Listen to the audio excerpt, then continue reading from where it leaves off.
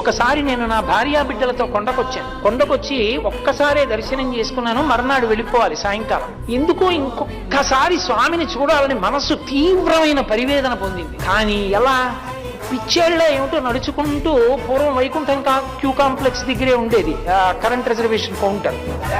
పెద్ద క్యూ ఉంది. నించుని చూస్తున్నా. ఒక 100 రూపాయలు అయితే కొనగలను. నాకు ఎలా దొరుకుతుంది? అర్చనానంతర దర్శనం దొరుకుతుందా? దొరకదు నాకు. కాబట్టి అవధిహ వెంకటేశ్వర దర్శనం అని. ఏమో నువ్వు అనుగ్రహిస్తే ఎందుకు అవదయా? అవుతుంది.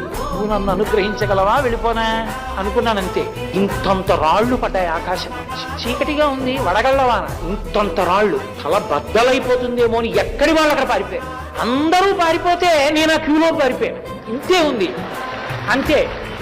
2 పడితే పడ్డాయి లేవా అని చేతులు ఇలా పెట్టుకుని నించున్నా. ఆ షెల్టర్ కింద వెళ్ళిపోయా. ఇలా వెళ్ళా. అర్చనానంతర దర్శనం దొరికింది. స్వామి నన్ను రక్షించావు అనుకుని వెళ్ళిపోయా దర్శనం.